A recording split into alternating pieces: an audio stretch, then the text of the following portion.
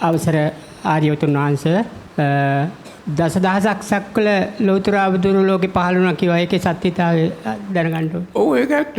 දැන් මේ වගේ මිනිස්සු ඉන්නවනම් මනසක් තියෙන මිනිස්සු ඉන්නවා කල්පනා කරන්න පුළුවන් නම් මේ දුකෙන් මිදී නිදහස් වෙන්න ඕනේ කියලා අදහසක් තියෙනවනම් පටිච්චසමුප්පාද ධර්මයේ තේරුම් ගත්තොත් ඕනේ චක්‍රාවාටයක තව දැන් ඔබ හිතන්න එපා මේ මිනිස්සු ඉන්නේ මේ චක්‍රාවාටයේ පමණයි කියලා. තව මේ වගේ මිනිස්සු ඉන්න චක්‍රාවාට බොහෝ තියෙනවා.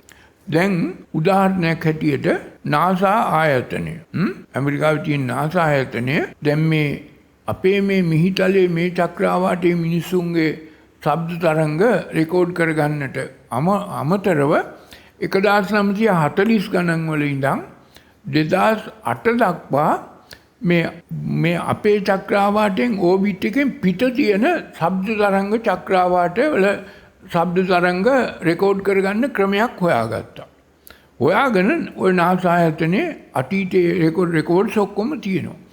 මේ සියලු චක්‍රාවාට වලත් යම්කිසි ආකාරයක බුදු කෙනෙක් බුද්ධත්වයට පත් වුණාම මේ පළවෙනි ධර්ම දේශනාව දසදහසක් සක්වලට මේ දහම් බෙලේ පතුරවා හරිනවා. අන්නේ අවස්ථාවේ ලෞතර බුදු කෙනෙක් බුද්ධත්වයට පත් වුණාම ඒ ශබ්ද තරංග මුළු චක්‍රාවාට දසදහසකට පතුරවා හරිනවා. අන්න ඒවා NASA ආයතනයේ අර ශබ්ද තරංග රෙකෝඩ් එකේ රෙකෝඩ් වෙලා තියෙනවා.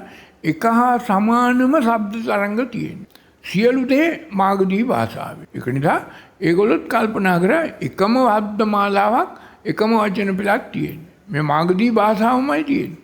සියලු බුදුවරු ඔය ධම්මචක්කප්පවත්තන සූත්‍රයේ ඔය තියෙන්නේ චතු ආර්ය සත්‍ය විභාග කරන්නේ. නැතු වෙන මොකක්වත් නෙමෙයි. ඒවා සියලු බුදුවරුන්ගේ අදිෂ්ඨානය ලෞතර බුද්ධත්වයට පත් වුණාම මේ ධම්මචක්කප්පවත්තනය මේක දසදහසක් වලට පතුරවා හරිනවා. අන්න ඒව ඇවිල්ලා තියෙනවා මේ දැන් ඒ කියන්නේ චක්‍රාවාට ගණනාවක බුදුවරු බුද්ධත්වයට පත් වෙලා තියෙන බව තමයි ඔය 1940 ගණන් වල ඉඳන් අවුරුදු 50ක් විතර NASA රෙකෝඩ් වල තියෙනවා 25 30ක් විතර එක හා සමාන තරංග වචන මාලාව. ඒවා සිංහල කෙනෙකුට මාගදී භාෂාව ඉගෙන ගන්න කෙනෙකුට විතරයි තේරුම් ගන්න පුළුවන්. සුද්ධන්ට තේරුම් ගන්න බෑ ඒක. දීගසල බෙවත් ආර්යතුන් වහන්සේ